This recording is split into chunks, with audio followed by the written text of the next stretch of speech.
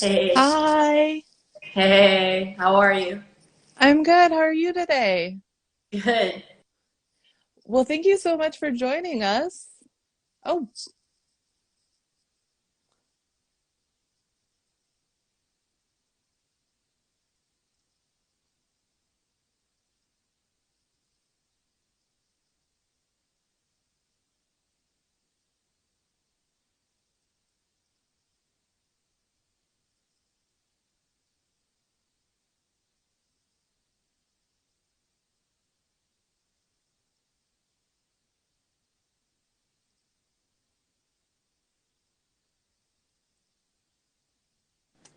All right, now we're good. Now we're live. perfect. How are you? I'm good. How are you doing? I'm doing good. Thank you for asking. So, what brings us together today is that we are a community of writers who are united by our passion for writing and a common challenge, word improv. Word improv is simply a writing challenge where writers write a story using a set of new words. A story is broadly defined to include a tale, poem, skit, etc. There is no character minimum or limit.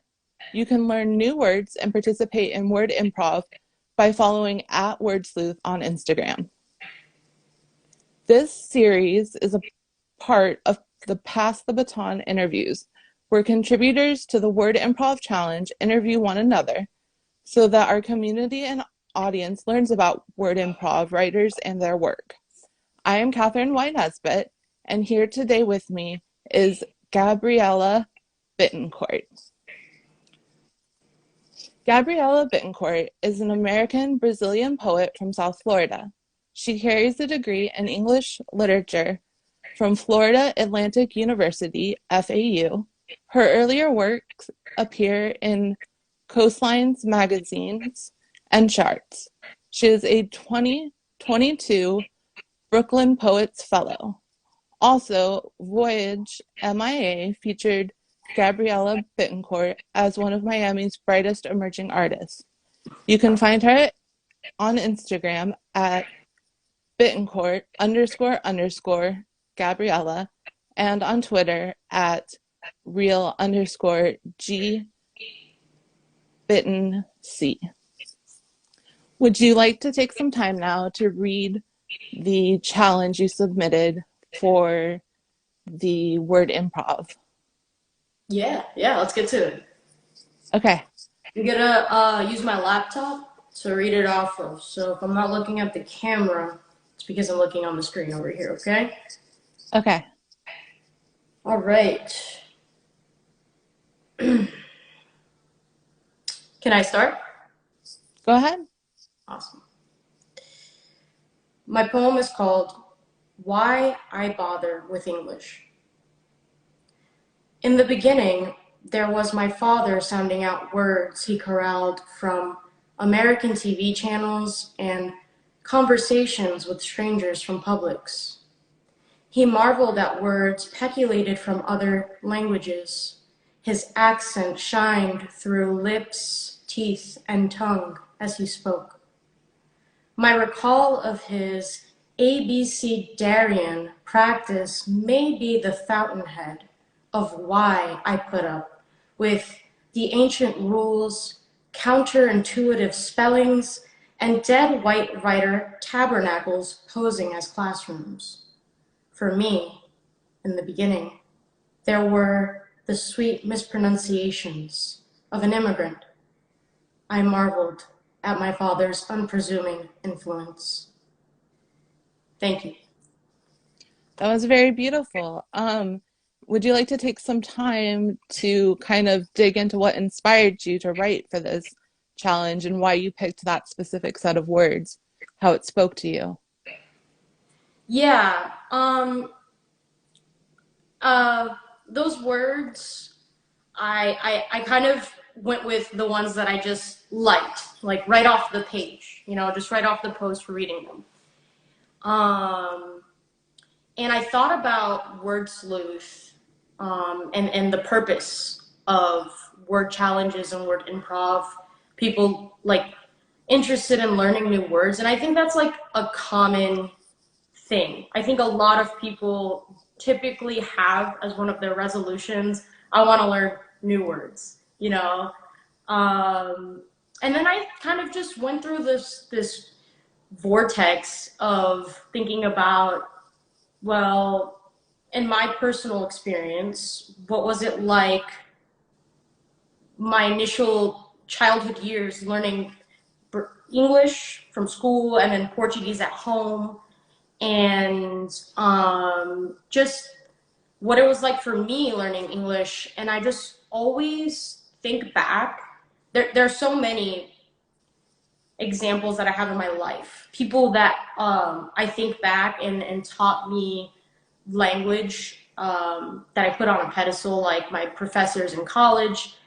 But there's this memory that I always have that always comes up, and it's of my dad and his giddiness whenever he would just like learn a new word or hear a new word in English, and he would just pronounce it over and over again out loud, just sounding it out and breaking it in so many different ways that maybe if he were like in an institution, they would have been like, yeah, that's the wrong way to pronounce that. But honestly, it sounded so sweet. You know what I mean? For me.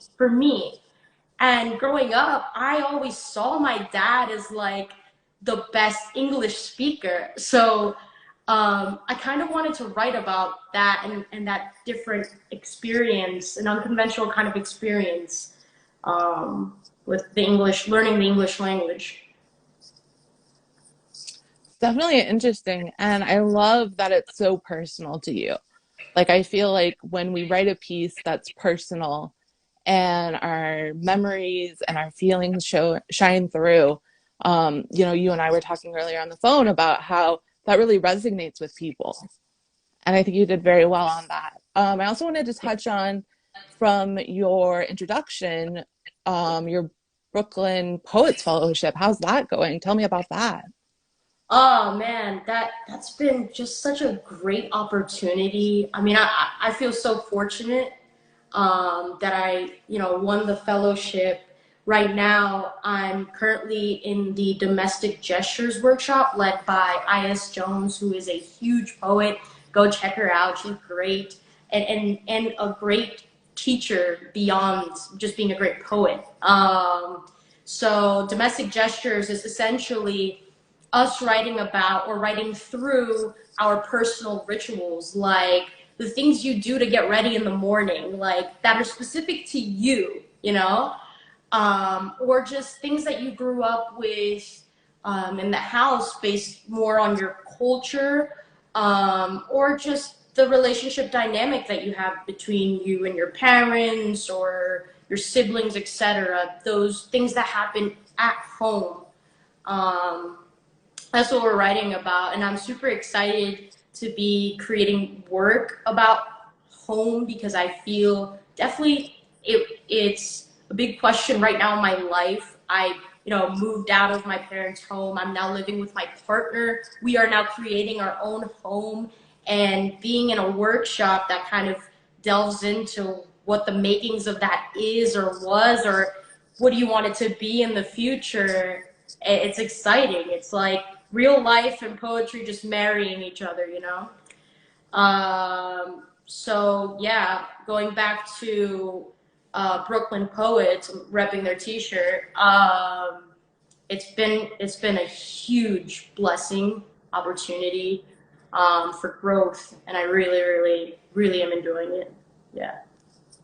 Definitely fantastic. So, what inspires you when you sit down and you say, I'm going to write a piece? Tell me the process. What does that look like for you? Yeah. Man, I've struggled with that question so much, and I'll tell you why.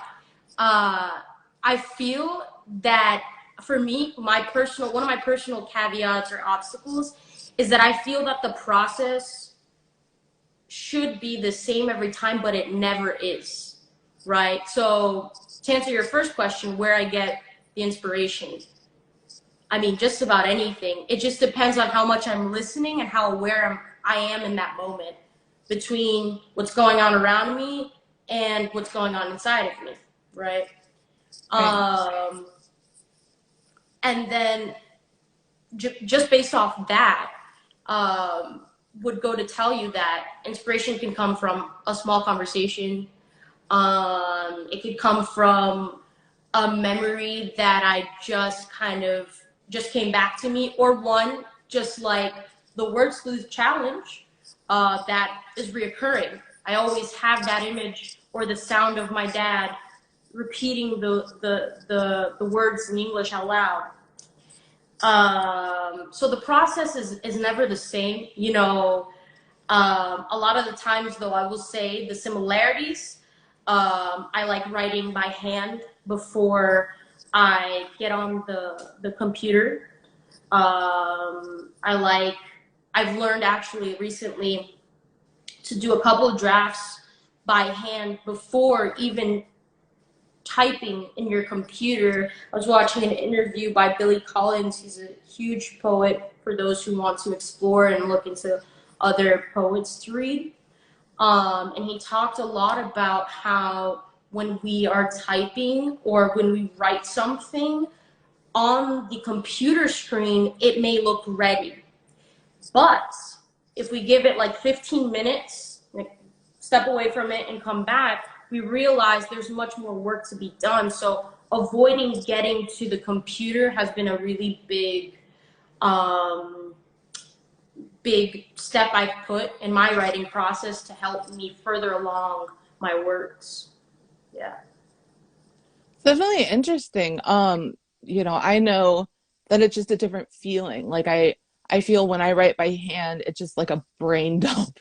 Yeah. And that kind of lets me connect with my emotions easier. So I can definitely understand where you're coming from in that.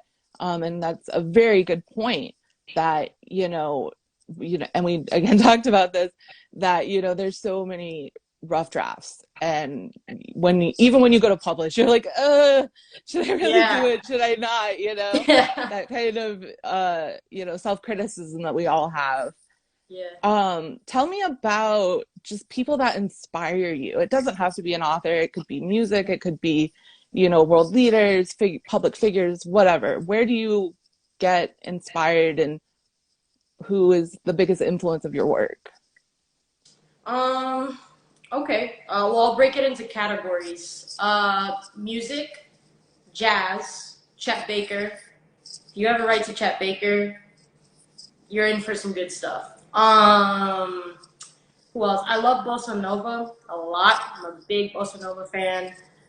I love Brazilian rock. Cazuza is a really, really big artist, musician. That he's actually considered a rock poet, which that like title doesn't really like exist in English. I find it interesting when we translate it into English. But yeah, there's him. Poets, I've already mentioned Billy Collins, huge, huge figure in my life, personally in my work.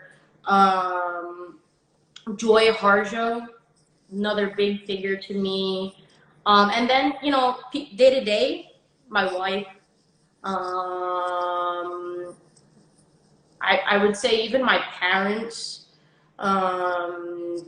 Anybody that I've had like a close relationship to, I always find that has always influenced what I do, what I say, how I think. And it always finds its way in my work. And those are sources of inspiration for sure. That is fantastic.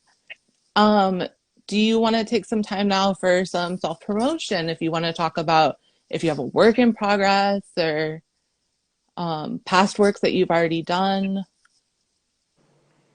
Yeah, so right now I have a series of poems that have been submitted to a lot of literary magazines and are waiting to be either accepted or denied. We'll see how it goes, right?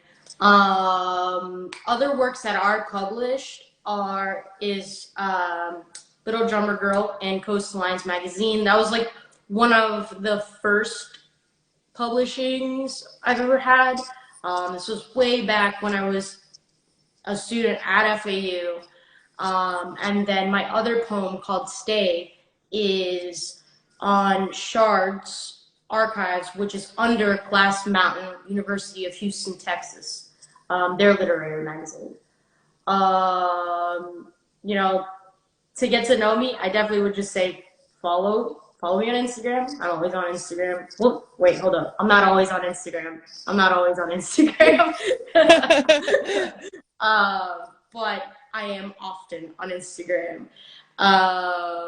And definitely reading the Voyage MIA interview if you want to get into more like my process or just like the writing life, what that's like. Yeah.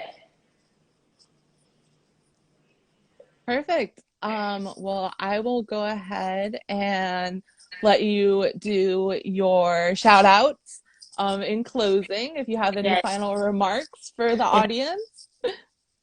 Absolutely. Well, obviously, thank you to Word Sleuth for putting together the page, the purpose, the writers, the heads. Big shout out to Word Sleuth. Big shout out to Catherine for being an awesome interviewer. You did awesome, Catherine. And I Thank you. appreciate you. And I'm so fortunate that I was able to meet you through this interview and this whole process. Of course, I also want to thank the audience for sitting, listening, watching, participating as viewers. I super appreciate it, and I hope that you guys have either become more interested in poetry or just learning new words. Perfect.